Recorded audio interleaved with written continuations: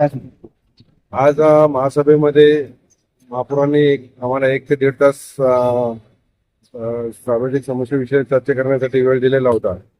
त्यामध्ये माझ्या माहितीप्रमाणे ठाणा क्राईमनं पकडलेला जो मुद्देमाल होता गुटख्याचा, तो 75 ते 60-65 लाखाचा असं का 64 लाख 64 लाखाचा होता. तर हा माल पकडून आपल्या डम्पिंग ग्राउंडवर त्याला एक्सपोर्टमध्ये संपवण्यासाठी खड्डा खोदून केमिकल टाकून पाणी टाकून ही प्रक्रिया करायची होती. ठाणा क्राईमनं जी आपल्या माध्यमातून जी मिळाली माहिती होती, ठाणा क्राईमनं लेटर दिलेला ते मी सभागृहात विचारला. सन्माननीय पिठासी नाते महापौर साहेबांनी आयुक्त साहेबांनी उत्तर दिला की आपल्याला कळवण्यात आलेलं होतं, तर तिथं आपण त्यांना ते सुविधा करू. ते जे गाडता वेळेस आपल्या मशिनरी वापरलेल्या होत्या, परंतु काढता वेळेस आपल्या मशिनरी वापरल्यात का नाही याची सखोल चौकशी करून कायदेशीर कारवाई करण्याची मागणी केलेली आहे. कारण त्या परिसरामध्ये गेट्स लावण्यात आलेले आहेत. त्या परिसरात दुसरा कोणी जाऊ शकत नाही.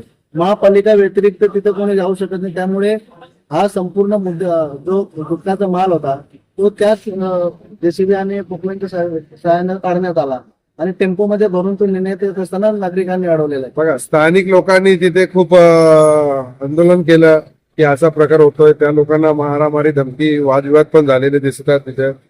परंतु आता मी महापालिकेने लेखी स्वरूपात हे मागणी केलेली आहे की आपली मशिनरी जर वापरली असेल तर त्यांच्यावर कारवाई करा, आणि जर आपल्या महापालिकेचे अधिकारी किंवा कर्मचारी त्यांच्याशी साथीदार असतील जे ते चोरून काढण्यासाठी, तर त्यांच्याही कारवाई करावा.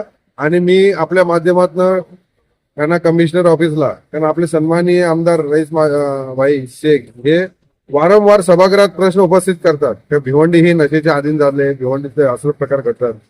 तर हा जो प्रकार भिवंडीत घडला, आज सापडलेला माल मुद्देमाल त्याला संपवण्याचा हे कार्यक्रम करत असताना तो चोरीला पुन्हा जातो आणि ही महापालिका त्यांना सहकार्य करत असेल तर असा विषय रईसभाईंनी पुन्हा सभागृहात नेऊन सीपीकडे जाऊन संबंधित जे काही अधिकारी कोणी असतील किंवा गुन्हेगार असतील त्यांच्यावर कारवाई करण्यात यावं, अन्यथा आम्ही आंदोलन करू. आणि हे जर झाले नाही तर आम्ही ठाणे सीपीची भेट करून या संपूर्ण तपासाची माहिती घेऊन पुन्हा आपल्याशी संवाद साधू.